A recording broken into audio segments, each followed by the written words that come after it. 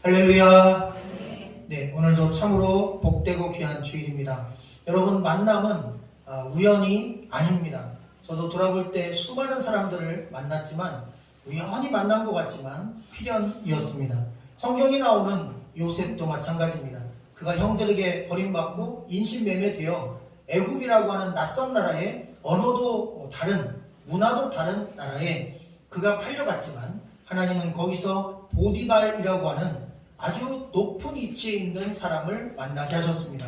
또한 그가 억울한 누명을 쓰고 감옥에 gat혔지만 그 감옥 안에서 몇 년 동안 떡을 굽는, 다시 말하면 왕의 전용 셰프 장관을 만났고, 술을 준비하고 음료를 준비하는, 역시 음료를 주관하는 장관을 만났고, 그래서 그 두 사람의 꿈을 해몽해주고 결국 그 꿈 해몽을 받은 술 장관이 요셉을 왕에게 소개함으로 요셉은 결국 바로 왕을 만나 하나님께서 그에게 보여주셨던 꿈이 이루어지는 날을 만나게 됩니다. 그게 바로 오늘 우리가 읽은 본문입니다.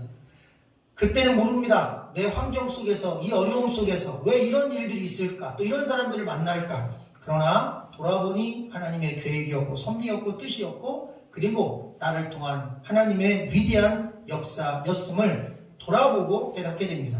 우리가 오늘 읽지 않았지만 1절 중에는 만 2년 후에라는 말씀이 나옵니다. 이 만 2년 후에가 바로 이 술장관의 꿈을 해몽해 주고 난 뒤에 2년이 흘렀다는 것입니다.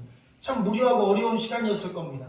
그는 술장관의 꿈을 해몽해 주고 그 꿈이 맞아서 그 장관의 지위가 회복됨으로 부탁했습니다. 난 억울하게 갇혔으니 이곳에서 나갈 수 있도록 나를 도와주십시오.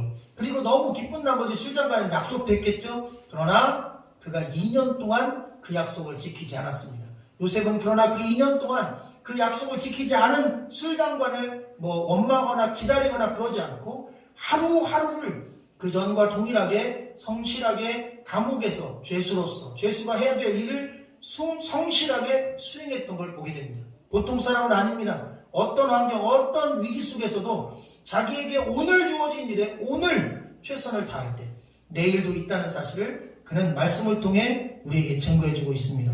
여러분, 우연히 이 요셉이 총리가 되고 그가 꿈을 이룬 것이 아닌 것입니다. 왜? 그는 준비된 하루하루의 삶을 쌓아가며 그에게 있어서 필요한 모든 것들을 넉넉하게 예비했고, 하나님의 때가 이르자 그가 준비된 요셉과 하나님의 때가 만나면서 그는 총리로 올라가는 위대한 역사가 일어났던 것을 보게 됩니다. 요셉이 애굽 바로 왕 앞에 서는 것은 사실 기적과 같은 일입니다. 사람이 할 수 없는 일입니다. 하나님이 도우시지 않으면 불가능한 일이었습니다. 나중에 보니까 이것이 하나님의 철저한 계획과 섭리 속에 이루어진 것이고 하늘의 뜻이 땅에서 이루어진 것이었습니다.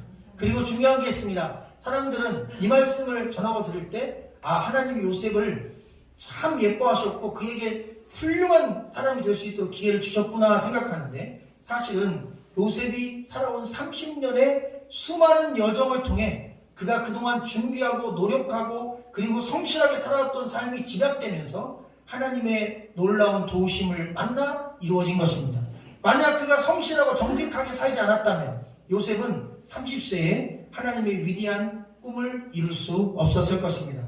이번 주에 저는 아주 소소한 소확행이 하나 있었습니다. 작은 행복인데 큰딸한테 카톡이 하나 왔어요. 갑자기 계좌번호를 물었습니다. 이제 일단 계좌번호 묻는다는 얘기는 뭘 보낼 게 있다는 거죠. 용돈 달라는 건 아닙니다. 그래서 보냈어요. 그랬더니 학교에 가서 장학금을 탔는데 자기 생각에 아빠 3분의 1, 엄마 3분의 1, 그리고 본인 3분의 1 나눠서 각각 송금을 하겠다. 편히 쓰시라. 금액이 엄청나진 않았지만 학교에서 장학금 받았다고 엄마 아빠에게. 그리고 마지막 멘트는 더 가슴 벅찬, 노후 걱정은 없겠다. 앞으로 돈 많이 벌어서 엄마 아빠 용돈 많이 줄게요. 이뻐 죽겠습니다. 사실 큰딸이 엄마가 교생 실습 갔던 공주에 있는 고등학교에 학생으로 들어가서 지금 엄마와 함께 공부했던 자리에서 또 공부하게 되는 그러한 인연이 또 맺어져서 잘 정착하고 또 기숙사 생활했으면 좋겠다 싶었는데, 어쨌든 감사하지 않을 수 없습니다. 성실하게 학생으로서 열심히 노력하면 이렇게 장학금을 받든 아니면 어쨌든 결과가 나옵니다. 요셉은 하늘에서 도와서 된 게 아닙니다. 그것만 가지고 된 게 아니라는 것입니다. 우리가 또 살펴야 될 것은 요셉에게 자기 스스로 주어진 삶에 성실했다는 것입니다. 최선을 다했다는 것입니다. 여러분, 심은 대로 거두는 것입니다. 공부를 심으면 공부를 거둡니다. 또 노력을 심으면 노력의 대가를 거둡니다. 여러분, 무를 심으면 무를 수확하고 배추를 심으면 배추를 수확합니다. 콩 심은 데 콩 난다는 말씀, 팥 심은 데 팥 난다는 말씀이 결국 성경의 원리와도 같습니다. 우리가 그 어떤 분야에든 피땀을 흘리면 반드시 웃으며 그 싹을 거두는 때가 있다는 것입니다. 할렐루야. 그러니 가장 중요한 것은 지금 어렵고 힘든 또 숨 막힌 어떤 일들이 있을지라도 오늘 내게 주어진 일에 최선을 다하면 내일이 있다는 것입니다. 그러나 오늘 할 일을 소홀히 하면 내일은 없다는 것입니다. 하늘도 스스로 돕는 자를 돕습니다. 오늘의 최선을 다하는 자에게 하늘도 미래를 주는 것입니다. 그렇게 생각하시고 불평과 원망을 버리고 절망을 갖다 버리고 희망을 품고 오늘의 최선을 다하는 저 여러분 되시기를 주 이름으로 간절히 축원합니다. 32절 같이 읽어볼까요? 시작. 바로께서 꿈을 2번 겹쳐 꾸신 것은 하나님이 이 일을 정하셨습니다. 하나님이 속히 행하시리니. 아멘. 할렐루야. 여러분, 바로 왕이, 애굽의 왕이 어느 날 꿈을 꾸었습니다. 2가지 꿈이었는데 첫 번째는 아주 흉악하고 파리하게 마른 7마리의 암소가 나왔어요. 그런데 이 7마리 암소가 잠시 후에 아름답고 살찐 7마리 암소를 잡아먹었습니다. 그래서 성경에 이렇게만 표현되어 있는데 이걸 우리가 이미지를 상상해 보면 굉장히 무서운 꿈입니다. 여러분, 이 소가 사자도 아닌데 멀쩡한 소를 입으로 씹어먹는 그 장면, 피가 터지고 막 머리가 터지고 내장이 나오고, 그러니까 얼마나 섬찟했겠어요. 으악 하고 악몽이었습니다. 정신을 번쩍 차리고 이 왕이 왕궁에서 잠을 깬 거예요. 그런데 이게 쉽게 가슴이 가라앉잖아. 그래서 한참 있다 다시 잠이 들었어요. 어렵게 잠이 들었어요. 근데 이번에는 가늘고 동풍에 바짝 마른 7 이삭이 나왔어요. 그러더니 무성하고 충실한 7 이삭을 또 역시 식물을 잡아먹는 거예요. 그러니까 이것도 무서운 거예요. 물론 무언가 잡아먹고 벌레를 먹는 식물이 있다는 건 우리가 요즘에도 뭐 어떤 프로그램에서 보기도 합니다. 그런데 그때 당시 그런 식물이 있다는 걸 몰랐을 거예요. 근데 식물을 잡아먹는 걸 보니까 이게 또 섬찟한 거예요. 전혀 볼 수 없는, 그리고 영적으로 민감한 사람들이 이 애굽 사람들입니다. 그래서 수만 개의 신을 섬기는데, 그래서 불길한 꿈을 꾸면 왕은 자기 자리가 위협을 느끼는 걸로 생각하고 그 문제에 대한 해답을 찾기 위해 백방으로 노력합니다. 사람들 불렀습니다. 학자들을 불렀고 철학자들, 주술사들 다 불렀어요. 근데 아무리 얘기를 해줘도 해답을 찾지 못합니다.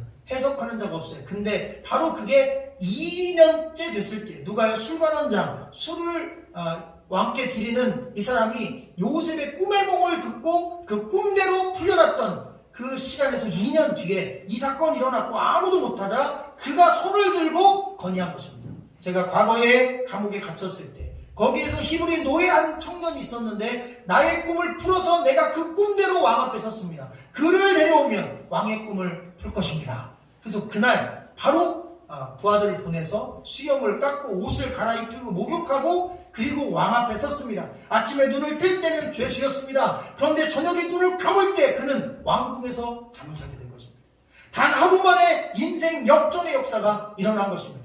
그리고 그 앞에 가서 그가 왕의 꿈을 해석해주고, 그리고 왕이 그 꿈 해석을 듣고 그의 위대한 인물됨을 보고 그에게 위대한 직책인 총리직을 맡기게 됐다는 이야기가 오늘 말씀에 나오는 것입니다. 오늘 성경 1절에 32절에 나오는 말씀 보면 이 일을 정하셨다라고 되어 있는데, 이 말씀을 직역하면 왜냐하면 이 일은 정해졌기 때문입니다 라고 확고하게 하나님께서 이 일을 실행할 것이라는 이야기입니다. 여러분, 꿈을 2번 겹쳐 꾼 것을 보고 요셉이 말합니다. 2번 겹쳐서 동일한 의미의 꿈을 꾸었다는 것은 하나님이 이 일을 즉시 실행할 것이라는 이야기입니다. 이 꿈은 하나입니다. 왜 하나이냐면 이 흉측한 암소 7은 7년입니다. 그리고 이게 살이 잘 오른 아주 예쁘게 아름답게 생긴 암소 7도 7년입니다. 앞으로 7년 동안 풍년이 될 것입니다. 그러나 7년 동안 흉년이 될 것입니다. 그리고 아주 아름답고 좋은 이삭 7도 역시 7년입니다. 그리고 반대로 그 이삭을 잡아먹은 파리하고 아주 바짝 마른 이삭도 7년입니다. 앞으로 7년 동안 풍년이 올 것이고 7년 동안 흉년이 올 텐데 풍년이 있을 때 흉년을 대비하셔야 합니다. 그리고 명철하고 똑똑한 사람을 장관으로 세워 이 일을 맡겨야 그 위기를 극복할 수 있습니다라고 해결책까지 제시한 내용이 오늘 말씀입니다. 여러분, 요셉이 어떻게 이렇게 명철하게 아무도 풀지 못하는 꿈까지 해몽하는 능력이 있었을까? 성경 말씀에 정확히 요셉이 왜 이런 능력을 가졌는지 나오지 않지만 그가 살아온 인생과 또 신약 성경에 나오는 수많은 말씀들을 비교해보면 답이 이렇게 나옵니다. 영적으로 민감한 사람이었습니다. 영에 속한 사람이었습니다. 그런 영적으로 깨어있는 사람이었습니다. 다시 말하면 요셉은 어려서부터 성경 교육을 받으면서 하나님을 섬겼고 하나님을 섬기는 그 사랑의 마음이 가슴속에 들어와 있었어요. 그래서 그가 비록 성경을 읽을 수도 없고 예배를 드릴 수도 없는 노예 생활을 했지만 그는 노예 신분 중에도 밤이든 낮이든 하여튼 깨어있는 시간이든 자고 있는 시간이든 그의 가슴속엔 두 가지가 있었는데 첫째 하나님을 사랑하는 마음이고 둘째 하나님 말씀을 배웠던 과거의 그 말씀이 가슴에 있었습니다. 그는 그 말씀을 생각했던 거예요. 그래서 유혹이 왔을 때 내가 어찌 죄를 하나님 앞에 지으려 그가 이야기할 수 있었던 것은 율법의 말씀이 그 가슴속에 있었기 때문인 것입니다. 이것이 신앙의 힘이요 말씀 묵상의 힘이었던 것입니다. 그는 말씀 묵상의 사람이었습니다. 하나님과 동행하는 사람이었습니다. 여러분 어려운 것 같지만 사실 내 삶의 중심에 하나님을 두고 사는 것과 내 마음과 영혼의 예배를 중심에 두고 사는 것과 그렇지 않은 것이 여러분 별 차이 아닌데도 엄청난 결과로 나오는 것입니다. 할렐루야. 여러분 일주일에 한 번 교회 나오는 게 별거 아닌 것 같죠? 아닙니다. 우리는 이 주일을 중심으로 삽니다. 주일날 예배 드리고 나머지 6일을 사는 거예요. 할렐루야. 여러분 그러니 보통 사람이 생각할 때 일주일에 한 번 교회 1시간 갔다 온다고 별 수 있나? 아니 별 수 있습니다. 왜? 우리는 이게 중심인 거예요. 주일날이 딱 중심에 서 있고 그 다음 평범한 날을 사는 거예요. 할렐루야. 여러분 영적인 가치는 양에 비례하지 않습니다. 질에 비례합니다. 우리가 1시간 예배를 드려도 하나님이 내 삶의 중심이고 내가 주일을 지키고 내가 하나님 말씀을 듣고 내가 한 주를 살겠다. 그러면 일주일 중에 6일을 세상에서 돈 벌고 가정에서 생활하고 내가 일상생활을 살지라도 단 1시간 하루만 교회에 왔다 갈지라도 여러분 나의 삶의 중심은 예배고 하나님이고 말씀이고 교회인 것입니다. 여러분 바로 이 요셉이 그런 중심에 하나님이 있었고 안식일이 있었고 그는 하나님의 말씀을 가슴에 품고 살았던 것입니다. 그래서 하나님은 그와 동행했고 그에게 영적인 신비한 영감을 주셨던 것입니다. 자 33절부터 36절까지 같이 읽어볼까요? 시작.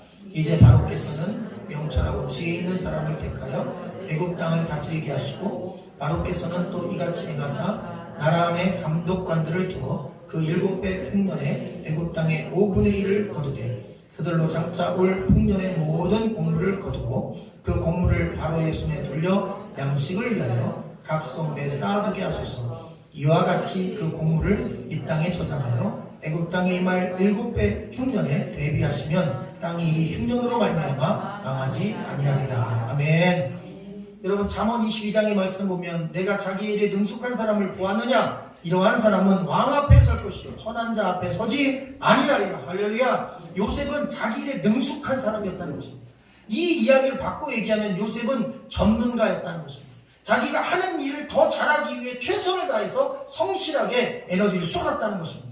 여러분 왜 나에게 좋은 일이 일어나지 않는가? 왜 나에게 하나님의 축복이 임하지 않는가? 왜 내 인생의 변화가 이루어지지 않는가? 원망하기 전에 내가 하고 있는 일, 내가 해야 될 일, 내가 전문가라고 말할 수 있는 그 일에 더 잘하기 위해 더 성실하게 최선을 다했는지를 살펴보는 저 여러분 되시기를 주의 이름으로 간절히 축원합니다. 내가 하고 있는 일에 탁월하면 그런 실력을 갖추면 왕 앞에 설 것이요 천한 자 앞에 서지 아니하리라. 그렇게 말씀하고 계심을 믿으시기를 주의 이름으로 축원합니다. 그리고 여기서 우리는 특이한 걸 발견합니다. 요셉을 왕이 부른 목적은 꿈을 해석하라는 것입니다. 그러면 여러분 꿈만 해석하면 되잖아요. 다른 거 필요 없어요. 아마 꿈만 해석하고 그 꿈이 7년 뒤 풍년이고 7년 뒤 흉년입니다. 이런 꿈을 꾸신 겁니다. 라고만 했어도 그래도 상도 받고 그리고 그는 죄수의 신분에서도 풀려났을 겁니다. 왕의 특사로. 그럼 됐잖아요. 고향 돌아가면 되죠. 근데 그는 거기다 한 가지 더 했습니다. 해결책을 제시합니다. 근데 어떻게? 그냥 일반적으로 보면 그가 막 나온 이야기 같지만 사실 그렇지 않습니다. 요셉이 어떤 인생관을 가지고 사는지가 여기 나와 있어요. 잘 보세요. 그냥 너에게 꿈이 뭔지, 내 꿈이 뭔지 궁금해서 너를 불렀다. 그랬더니 요셉이 꿈에 대한 답만 줬어요. 그러면 자기중심인 사람입니다. 그런데 요셉은 그 꿈을 보니까 위기가 찾아올 거라는 것이죠.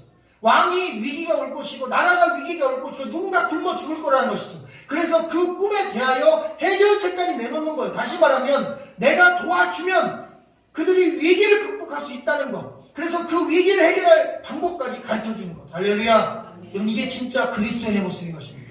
나만 사는 게 아닙니다. 나만 축복받는 게 아닙니다. 나 때문에 누군가에게 도움이 가고 누군가가 위기를 극복하고 누군가가 새 인생을 출발하는 것. 할렐루야. 제가 돌아오는 지난주에 선교사님 한 분을 배웠습니다. 점심을 같이 대접해드리고 먹고 말씀을 나눴는데 그분이 35년간 동남아에서 선교사를 일한 분입니다. 그런데 참으로 가슴 아프게 이게 하나님 사역에 집중하는 분들의 가장 치명적인 이 단점은 자녀들에게 마음을 많이 못 쏟는다는 거예요. 그러다 보니 날마다 선교지에서 현지인들을 전도하고 뭐 새로운 데 개척하고 또 새로운 필드로 가고 이러다 보니까 여러분 자녀들을 꼼꼼하게 챙겨주거나 또 늘 선교사님의 삶은 이 궁핍하지 않습니까? 성교비는 성교로만 쓰니까 생활비가 늘 딸리고 어려우니까 자녀들에게 마음껏 못해주는 그런 아픔이 있어요. 그러다 보니까 아이들 가운데 우울증이나 아니면 부모에게 대한 반감, 왜 내 부모는 나를 사랑하지 않느냐, 이런 반감들이 많은데 자녀가 셋인데 첫째 아들은 그 반감으로 충만해 아빠나 부모님을 안 보려고 떠나 있고, 둘째 아들이 같이 밥 먹으러 나왔는데 중증 우울증으로 인해서 뭐 군대나 사회생활 이런 게 사실상 어려운 상태에서 엄마 아빠가 나쁜 일이 없도록 지키고 있고, 또 막내는 그나마 그래도 어느 정도 사회인으로 생활하고 안정화되어 있다고 하는 이야기를 들었습니다. 그 둘째랑 같이 제가 마주 앉아서 밥을 먹는데 참 신기해요. 이번 주에 이 말씀을 묵상하고 제가 사실 이 말씀을 참 운전하면서 묵상하고 가고 있었어요. 요셉이 참 대단하다. 왜 정체까지 내세우냐. 그거 안 해도 되는데 그냥 꿈만 해석하면 되지. 굳이 설레발을 하고 또 굳이 그것을 그렇게 얘기해가지고 남을 도우려고 할까? 왜 남을 도울 마음을 이렇게 살고 있을까? 자기도 죄수면서 자기 주제에 뭘 또 남을 도우려고 할까라는 생각을 했는데 보니까 그게 그리스도의 모습인 거예요. 내가 도울 수 있으면 도와야 되겠다. 나 때문에 누군가가 위기를 극복하면 좋겠다. 그런 생각을 하다가 도착해서 식사를 하는데 그 둘째 아들과 밥을 먹고 대화하면서 제 마음에 눈물이 나더라고요. 그래서 물어보니까 음악을 하고 싶어서 전문가에게 보컬 레슨을 받고 있고 집에 기타가 있는데 기타를 가르쳐주는 사람도 없고 배운 적도 없어서 장비가 썩고 있다는 얘기를 들었어요. 그래서 내가 할 일을 알았다. 잘됐다. 기타 레슨 경력이 오래돼 있으니 내가 기타를 가르쳐줄게. 그랬더니 엄마 아빠 선교사님들이 너무 좋아하는 거예요. 아무도 친구도 없고 한국에 오셨는데 선교를 마치고 그와 놀아줄 친구도 없는 거예요. 그래서 제가 12월 한 달 동안 시간이 될 때 몇 번씩 만나서 같이 찬양하면서 기타의 기본적인 폼들하고 또 주법들을 가르쳐주고 그리고 필요한 책들도 구비해서 주는 걸로 했습니다. 왜? 이 말씀 속에서 저도 깨달은 거예요. 제가 굳이 안 해도 되죠. 식사 대접만 해도 다 잘한 거 아닙니까? 그런데 말씀 나누다 보니까 제가 도울 수 있는 게 있는 거예요. 음악을 하고 싶다는데 악기 연주를 못하니까 그거라도 제가 잘하는 거 도와주자. 그랬더니 너무너무 좋아하는 거예요. 엄마도 너무 행복해하고 감사해하는 거예요. 그래서 저는 말씀 속에서 또 하나 깨닫습니다. 여러분, 그리스도인은 뭐 대단한 게 아닙니다. 하나 더, 한 발짝 더 누군가를 도울 수 있는 마음을 가지는 것. 그럴 때 우리를 통해 하나님의 큰 역사가 일어나게 됨을 믿으시기를 주의 이름으로 간절히 축원합니다. 38절부터 41절 말씀을 여러분의 음성으로 한번 부탁드립니다. 38절부터 41절 시작.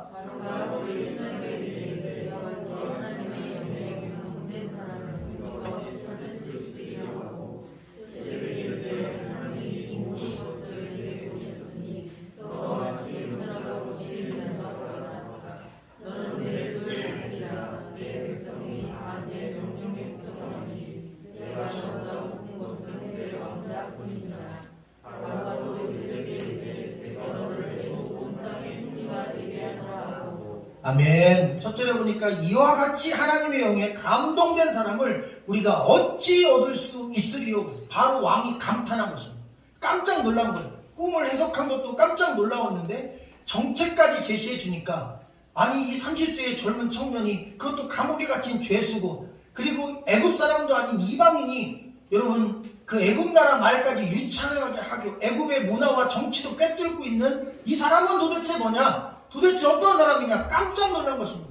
여러분, 그리고 이와 같이 하나님의 영에 감동된 사람을 우리가 이 나라의 중요한 요직인 총리를 줘서 써야 되겠다. 여러분, 이 말씀을 바꿔 얘기하면 요셉은 영을 쫓는 자, 하나님의 영에 충만한 자, 로마서의 말씀과 같이 영의 일을 생각하는 자였다는 사실입니다. 여러분, 우리가 죄 짓는 것보다 교회 다니는 것, 예배 드리는 것, 영적인 일이 쉬워야 합니다. 할렐루야. 여러분, 영적인 사람은 영의 일을 생각합니다. 육신을 쫓는 자는 육신의 일을 생각합니다. 육신의 생각은 사망입니다. 영의 생각은 생명과 평안입니다. 별거 아닌 것 같지만 영적인 것을 쫓느냐, 육적인 것을 쫓느냐, 그 결론은 사망이고 그 결론은 심판입니다. 그리고 반대로 영을 쫓으면 그 결론은 여러분 평안이고 축복이고 그리고 구원인 것입니다. 그러니 영의 사람 되기를 소망하기를 주의 이름으로 간절히 축원합니다. 하나님과 깊은 교제를 통해 하나님과 영적인 관계를 충만히 맺고, 그리고 하나님 말씀을 깊이 묵상하고, 그리고 하나님의 지혜로 충만했던 사람이었기에 그는 어떤 어려운 문제도 쉽게 풀고, 그리고 어려운 이웃들도 도울 마음을 가슴에 품었던 것입니다. 나는 하루 종일 일주일 내내 무슨 생각을 하며 살고 있는가? 날마다 영의 일을 생각하는 사람인가? 아니면 땅의 일, 육신의 일을 생각하는 사람인가? 모든 상황 속에서 날마다 매 순간 영의 일을 생각하며 살아가는 저희 여러분 되시기를 주의 이름으로 간절히 축원합니다. 여러분, 45절 말씀을 마지막으로 읽어보겠습니다. 45절입니다. 시작. 그가 요셉의 이름을 사분의 아내아라 하고 또 온의 제사장 딸 오디베라스의 딸 아스낫을 그에게 주고 아내로 삼게 하니라. 요셉이 나가 애굽 온 땅을 순찰하니라. 아멘. 여러분, 이 요셉이 나가 애굽 온 땅을 순찰했다라는 말은 참으로 위대하고 감동스러운 표현입니다. 왜냐하면 잘 보십시오. 요셉은 원수들이 있습니다. 첫째 원수는 자기의 10명의 형들입니다. 자기를 동생이라고 힘이 없다고 아빠가 안 본다고 팔아버렸어요. 인신매매했습니다. 두 번째, 바로 왕을 만나기 전에 그가 보디발이라는 사람 집에 갔는데 그 보디발과 보디발의 아내입니다. 이 두 사람은 자기를 강간미수범이라고 해서 죄도 짓지 않았는데 죄를 뒤집어 씌워서 감옥에 가둬버렸습니다. 그의 인생의 가장 찬란한 20대를 감옥에서 보내게 했어요. 그러면 이 정도 되면 마음으로 어떤 마음을 품을까요? 내가 감옥에서 나가면 첫 번째 처리할 인간이 보디발과 그 아내입니다. 뭐 자객이 돼서라도 해결하겠다. 그리고 고향에 돌아가 형들을 가만두지 않겠다. 아버지에게 고자질하겠다. 이런 정도 돼야 합니다. 그런데 지금 그럴 필요도 없어요. 왜? 애굽의 총리가 됐어요. 그 보디발보다 훨씬 더 높은 위치에 올라갔습니다. 이제 다시 조사해서 진범인 자기를 누명씌운 보디발의 아내를 쳐넣고 아니면 사형시키고 보디발도 실각시키고 얼마든지 매장시킬 수 있어요. 그리고 형들에게 군대를 보내고 그리고 형들을 싹 몰아서 죽일 수도 있습니다. 그런 힘이 생겼어요. 꿈이 이루어졌어요. 이제 원수만 갚으면 돼요. 복수만 하면 돼요. 근데 그가 첫 번째 한 일이 복수하는 게 아니었습니다.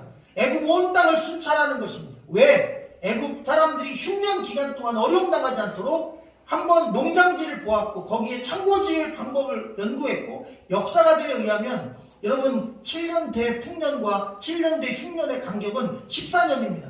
첫 번째 풍년과 마지막 흉년이 14년이에요. 그러면 첫 번째 풍년 때 곡식을 거기에 창고에 모으면 무려 14년을 보관할 수 있어야 돼요.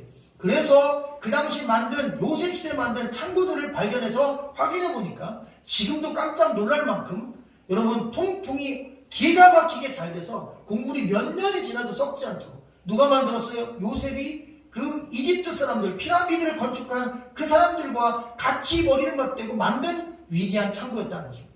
그래서 자연 통풍으로 몇 년을 보관하고 10년을 보관해도 절대 곡물이 썩지 않도록 그렇게 보관 창고를 만들었어요. 어떻게 할 수 있었냐? 그가 총리가 되는 첫날부터 전국을 순찰하며 바로 그 창고 지을 장소와 그리고 곡물이 수확되는 그런 농장들, 그런 밭과 논들을 보러 나갔던 것입니다. 할렐루야.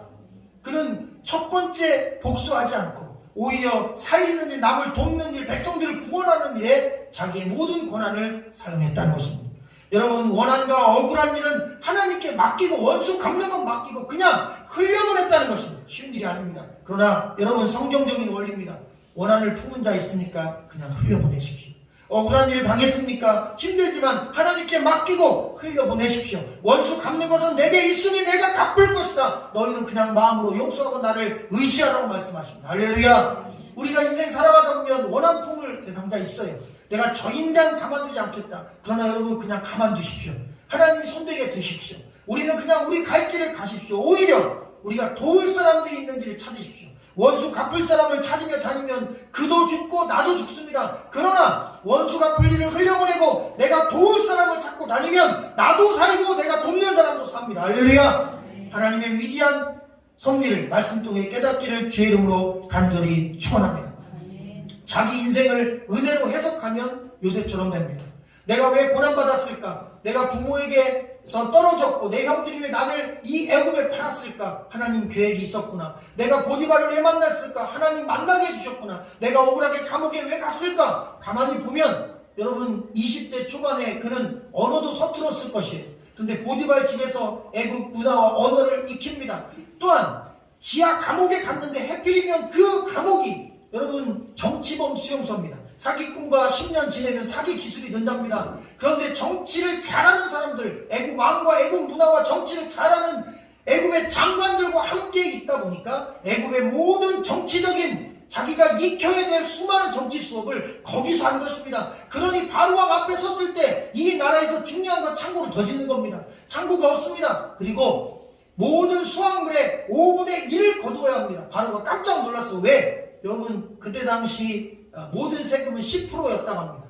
그래서 10분의 1을 거둬도 되는데 그는 흉년 때는 그렇게 해도 풍년 때는 그 2배인 20%를 거두어 저장하십시오. 그래도 원망을 사지 않을 것입니다. 왜? 너무너무 소출이 많으니까 많이 곡식을 거두니까 그 중에 20% 어렵지 않을 거라는 것입니다. 명철한 것이죠. 그것이 다 이 감옥에서 배운 것입니다.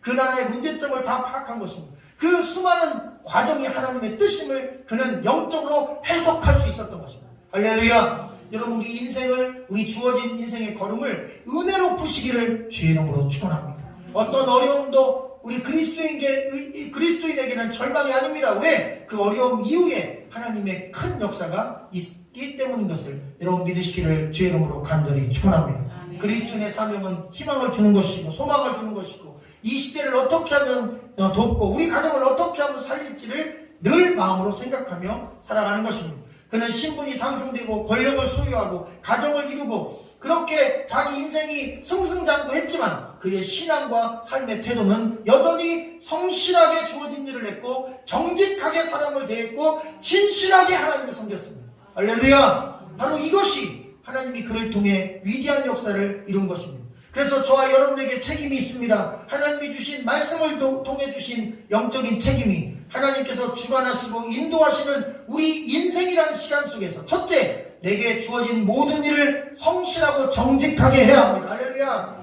내가 어떤 직업을 가지고 있든 내가 어떤 위치에 있든 성실과 정직으로 최선을 다하는 하루하루를 살아가시기를 주의 이름으로 축원합니다. 반드시 훌륭하고 엄청나고 위대한 미래가 있을 것입니다. 또 하나, 항상 다른 사람을 돕고자 하는 마음을 갖고 살아가십시오. 할렐루야. 제가 리더십 또 성공학 관련한 특강을 들으며 그 특강 내용 가운데 위대한 진리를 하나 발견했어요. 이 땅에서 성공한 그리고 너무나 많은 사람들에게 부러움을 사는 사람들을 공통점 몇 가지 뽑아보니까 그 사람들 가운데 대부분 너무나 남다른 특징을 하나 갖고 있는데 그게 바로 내가 무엇을 만들면 사람들이 얼마나 편할까? 내가 무엇을 하면 사람들에게 얼마나 도움이 될까? 내가 어떤 걸 만들면 사람들이 행복해할까? 여러분, 누군가를 행복하게 하고 누군가를 돕고 누군가를 더 낫게 만들려는 아이디어를 갖고 일한 사람들이 그 제품이 대박나서 부유하게 되고 그 물건이 대박나서 부유하게 되고 그 삶의 자세가 사람들에게 인정받았다는 것입니다. 결국 남을 돕고자 하는 마음으로 사는 사람이 여러분 미래도 잘 풀린다는 결론인 것입니다.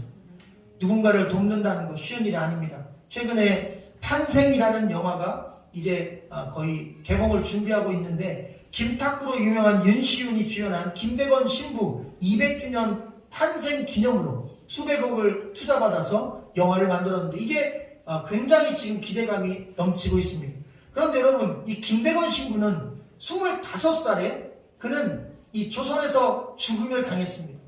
이 천주교 신부님이지만 복음을 전하다가 끝까지 믿음으로, 신앙으로, 하나님이 부여하신 그 말씀으로 조선 땅에 있는 개화되지 않은 그 불쌍한 영혼들을 돕고 세례주고 구원하기 위해 25세의 짧은 불꽃 같은 삶을 살고 그는 순교했습니다. 저는 지난 월화 1박 2일 동안 부산을 다녀왔습니다. 지역에 있는 목사님들과 부산 성지순례 가자에서 갔는데 저는 부산이 성지인지 이번에 알았습니다. 우리나라에 들어온 지난 200년 이상 선교사님들이 대부분 초창기에 다 부산을 통해 들어온 겁니다. 미국에서 와서 일본 거쳐 부산으로 들어오고 프랑스, 외국, 어디서 오든 다 네덜란드든 다 부산 왔다가 인천으로 들어오는 것입니다. 그러다 보니 부산은 언어를 준비하는 장소고 한국 조선 문화를 배우는 장소고 부산에 수많은 각 나라의 선교 지구가 부산에 다 있는 거예요. 거기서 많은 곳을 보고 왔습니다. 그 중에 데이비스라는 호주의 1호 선교사님을 저희가 소개받고 그분이 만든 학교와 그분의 사역을 보았어요. 그분은 도착했습니다. 1890년 4월 5일에 조선에 도착해서 6개월 동안 굳이 그렇게 안 해도 되는데 6개월 동안 걸어서 한양에서 부산까지 걸어서 왕복하면서 이 우리나라의 정세를 어찌 보면 요새처럼 순찰하듯이 본 거예요. 근데 풍토병에 걸렸습니다. 그리고 감기가 걸렸습니다. 독감이 되었습니다. 폐렴이 되었습니다. 그리고 그는 조선에 도착한 지 6개월 만에 정책을 세우기, 선교 정책을 세우기 위해 6개월 동안 땅을 밟으며 땅만 밟고 왔는데 6개월 만에 돌아가셨어요. 이런 질문을 할 수 있어요. 한 일이 뭐가 있나? 와서 6개월 만에 우리나라 한 바퀴 돌고 돌아가셨어요. 놀라운 사실은 이분이 불시가 된 거예요. 그 이후에 이 데이비스 선교사가 그렇게 해서 6개월 만에 땅 밟기라고 돌아갔다는 소식이 호주에 전해지며 호주에 있는 수많은 여성들이 나도 가겠다. 여성들이 몰려와서 부산에 여자를 위한 조선 최초의 학교를 세우게 됩니다. 또한 남자 선교사들도 호주에서 몰려와서 갑자기 호주에 있는 많은 선교사들이 이 조선 땅에 집중하게 되는데 그 모든 집중을 바로 이 데이비스 선교사 덕배시라고 하는 한국 이름을 가진 선교사 때문에 그 6개월의 선교 여정과 선교 때문에 일어났습니다. 또한 아펜젤로 선교사, 감리교의 유명한 선교사인데 이분이 1902년 6월 11일 날 44살의 나이로 군산 어청도 앞바다에서 배가 침몰하며 돌아가셨어요. 여러분, 근데 왜 굳이 배 타고 군산 지나가다가 돌아가셨을까? 다른 이유가 아니라 인천에서 배를 타고 군산에 도착해서 그 당시 군산에 이 조선말을 너무 유창하게 잘하고 조선의 언어를 탁월하게 하는 성경 번역가 선교사님이 계셨어요. 아펜젤로 선교사는 바로 그 성경 번역 선교사를 만나 조선 사람들에게 가장 적합한 성경을 번역하고 출판하고 그것을 계획하기 위해 회의를 하기 위해서 인천에서 배를 타고 가던 중 풍랑을 만나 돌아가셨어요. 여러분, 어떻게 선교사가 하나님 살아계신데 풍랑 만나 죽을 수 있을까? 우리는 생각하지만 여러분, 이 배가 침몰하고 아펜젤로 선교사가 돌아가시면 또 그의 고국에 있는 수많은 선교사들이 제2의 아펜젤로가 되고자 조선 땅에 들어옵니다. 불씨가 된 것입니다. 여러분, 우리는 그 이유와 상황을 아무도 몰라요. 예수님은 어떻습니까? 33세에 우리를 구원하기 위해 십자가에 못 박혀 죽으셨습니다. 우리는 모두 복음의 빚을 졌습니다. 누군가 나를 헌신했기 때문에 오늘의 내가 있고 한국교회가 있고 우리 교회가 있는 것입니다. 그래서 성경적인 가치는 그것입니다. 내가 받았으니 나도 주는 것입니다. 그러니 나도 잘되고 다른 사람도 잘되게 하며 살라는 것입니다. 나도 도움을 얻었으니 다른 사람도 돕자는 것입니다. 내가 할 수 있는 만큼만 하면 됩니다. 할 수 없는 게 아니라 윤동주의 서시가 생각났습니다. 죽는 날까지 하늘을 우러러 한 점 부끄러움이 없기를. 입새에 이는 바람에도 나는 괴로워했다. 별을 노래하는 마음으로 모든 죽어가는 것을 사랑해야지. 그리고 나한테 주어진 길을 걸어가야겠다. 오늘 밤에도 별이 바람에 스치운다. 우리 같이 기도하겠습니다. 생명의 주님, 감사합니다. 이 나라의 이름도 알지 못했고 이런 나라가 있는지도 알지 못했던 수많은 나라, 수많은 민족의 선교사님들이 200년 전, 100년 전 이 땅에 들어와 짧게는 6개월, 길게는 몇 년 동안 복음을 전하다 순교하고 피를 흘려 하나님의 교회가 이 땅에 세워졌습니다. 복음에 우리는 빚을 졌습니다. 그 사랑과 헌신이 있었기에 오늘 한국교회가 있고 우리 교회가 있고 우리 신앙이 있습니다. 예수님은 33세에 우리의 영혼을 구원하기 위해 기꺼이 하나님이 인간의 몸을 입고 이 땅에 직접 오셔서 33년의 짧은 생애를 불꽃처럼 십자가에서 마치셨습니다. 몸 안에 있는 모든 피를 다 쏟기까지 우리를 그렇게 극진히 사랑하셨습니다. 살아계실 동안 하나님의 사역을 통하여 예수님이 하신 일은 가난한 자를 도왔습니다. 배고픈 자를 먹였습니다. 병든 자를 고쳤습니다. 죽은 자를 살렸습니다. 그리고 주님을 알지 못하여 죄짓고 살아가는 자들에게 죄사함의 복음을 전했고 세례를 했고 그리고 그들이 천국 갈 수 있도록 복음을 전해주셨습니다. 그것이 우리 그리스도인이 따라야 될 그리스도의 길입니다. 오늘도 우리는 잠잠히 나에게 주어진 길을, 믿음의 길을, 그 사랑의 길을, 복음의 길을 걸어가야겠습니다. 또한 아버지 하나님, 그리스도인은 신앙생활만 잘한 사람들이 아닙니다.